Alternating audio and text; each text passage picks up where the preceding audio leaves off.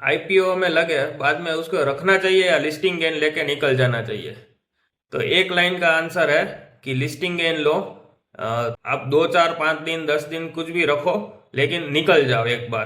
क्योंकि हर एक IPO listing के बाद आधा होता है या 30% 40% कुछ भी गिरता ही है, क्योंकि यूफोरिक प्राइस हो जाता है आईपीओ में।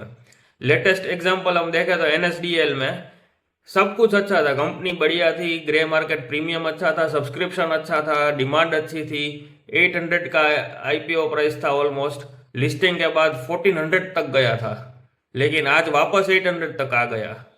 तो आईपीओ में लिस्टिंग गेन लेके निकलना ही सबसे बेस्ट ऑप्शन रहता है। फिर आप फिर से रीएवेल्युएट करो। आपको रखना है वो कंपनी, अच्छा लग रहा है तो रीएवेल्युएट करो और वापस सस्ते में लो। कोई भी आप एग्जांपल ले लो।